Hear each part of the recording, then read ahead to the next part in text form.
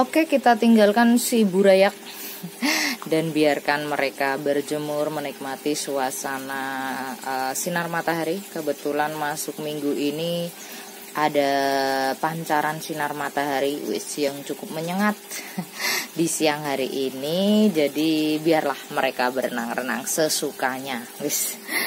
Oke, kali ini tuh mungkin tadi atau video sebelumnya atau di video sebelumnya ya yang kita bahas burayak, mungkin teman-teman ada ngeliat sekilas kenapa kolam saya yang ukurannya seperti yang di sana di tandon air saya yang 120 kali 50 kali 50 cm nggak ada teman-teman. Ayo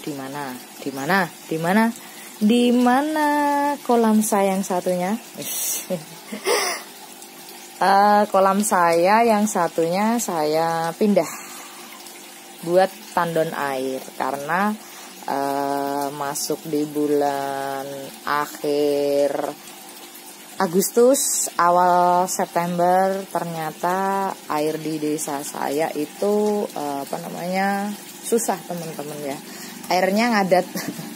Soalnya kan ngambilnya dari sumur tengah hutan, dan kalau udah masuk musim kemarau itu air di sumur itu apaan nih, bingung nggak sih ya, pokoknya intinya kalau udah masuk kemarau air di desa saya itu susah. Soalnya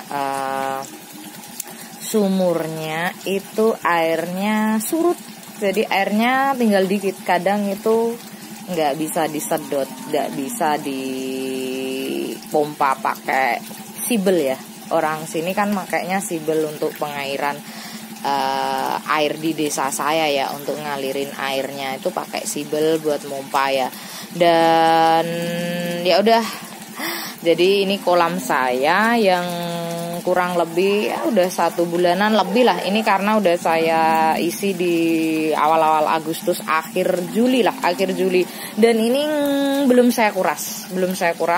Penampakan airnya kayak gini teman-teman. Tuh ikan saya ada yang ada yang rada itu ya, berenang terbalik tuh. Ntar. Nah, ini penampakan airnya yang kurang lebih udah 1 bulan lebih lah ya, nggak saya kuras. Paling kalau kemarin sempat keluar airnya. Lumayan lumayan lancar. Itu saya tambahin aja sih, dari sebelumnya berkurang segini lah, kurang lebihnya nih 2 sentian lah ya.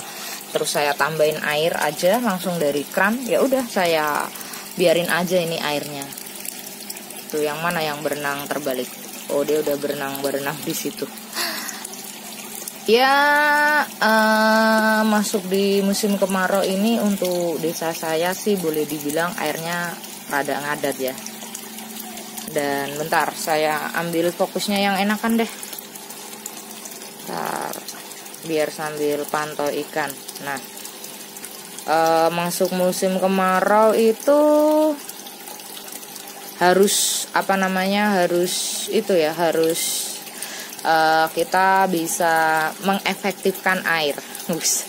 Bahasanya maksudnya ini karena airnya rada ngadat, rada susah, jadi mau nggak mau saya harus mensiasatinya. Caranya gimana? Jadi kebetulan pas di bulan Juli kemarin kan udah saya kuras total ini ya kolam saya. Terus langsung setting filternya juga saya buat baru, dalam artian batu zeolitnya saya buang yang lama karena udah pemakaian sekitar 5 atau 6 bulanan. Jadi saya buang, saya ganti baru. Terus airnya juga otomatis baru di akhir Juli itu ya. Kalau nggak salah sih saya ingat sih 24 Juli, which kayaknya ingat. Nanti teman-teman ngecek bisa deh yang kolam saya pas bersih itulah ya. Dan pembersihan kolam saya itu biasanya sekitar ya 3 atau 4 bulan sekali itu saya kuras total. Tapi masuk di bulan seperti ini, bulan kemarau itu airnya kan emang susah. Jadi ya masuk di bulan September, Oktober, November sampai Desember harus ekstra kita, kalau saya sih ya, harus ekstra menjaga kualitas air. Menjaga kualitas air, gaya banget nih Mbak Noni. Iya, karena airnya susah, jadi kadang harus beli air teman-teman. Dan filtrasi air harus saya jaga. Dan sekiranya kalau airnya berkurang ya saya tambah aja. Saya nggak berani nguras total karena ya itu tadi, ketersediaan airnya yang rada susah. Dan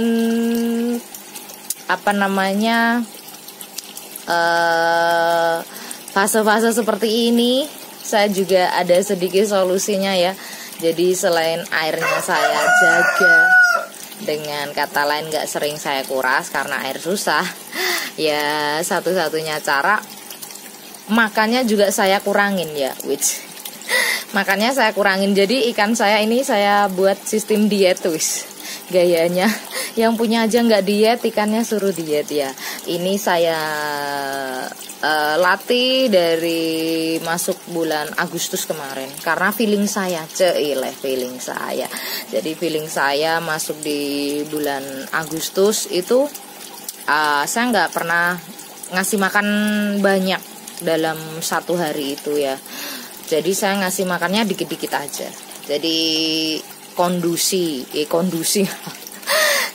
airnya nggak sampai kotor banget teman-teman, sampai belibet. Jadi kalau makannya itu saya kurangin. Jadi saya kurangin makannya.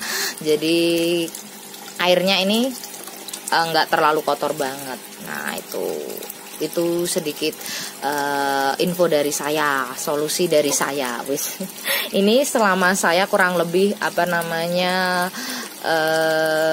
memelihara ikan koki ya, dari ya belum lama sih ya, maklum masih pemula ya, kurang lebihnya sih udah 2 tahun ya. Cuma masih banyak belajar dan makin kesini ya masih terus mempelajari. Karena di musim-musim kemarau yang saya alami itu air memang sangat berarti teman-teman. Jadi harus bisa kita jaga. Saya harus bisa ngejaga kualitas air ini ya. Soalnya ya kejadian yang pertama kali saya ngerawat ikan koki, pas susah air, ikan sakit. Nah itu bikin saya pusing teman-teman. Jadi sedikit-sedikit saya pelajari ya, solusinya kayak gitu. Sebelum masuk bulan kemarau, musim kemarau, saya kuras total kolam saya dan filternya saya setting ulang. Yang kotor-kotor saya buang, itu saya cuci deng. Yang seperti batu siolit, biobal itu saya cuci. Dan batu siolit saya cuci, batu siolitnya saya buang, saya ganti baru. Biobol, bioringnya saya cuci, terus ganti kapas filter baru. Ini nanti settingannya teman-teman bisa cek di kolom deskripsi ya.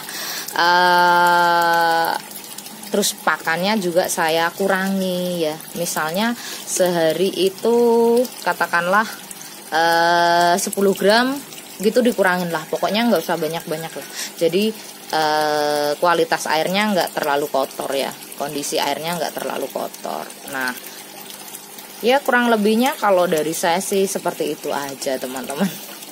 Karena ya masuk musim kemarau seperti ini ya harus ekstra menjaga kualitas air ya, biar ikan kita juga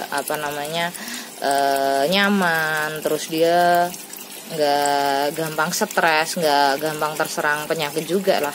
Jadi kita yang harus memperhatikan gimananya ikan ya, kita yang memperhatikan. Ceilah apaan nih, matanya merah nih teman-teman. Oke, ini sedikit info ala-ala saya. Mungkin kalau teman-teman mau mengasih masukan atau mau komen-komen silahkan tulis di kolom komentar ya teman-teman tuh. Nah, oke. Dan tunggu video selanjutnya dari saya. Tuh, bakal ada apa? Nih, pada ngumpul nih. Tuh, sukanya gini teman-teman, pada minta makan. Cuma makannya nggak usah terlalu banyak, beresiko air kotor dan bikin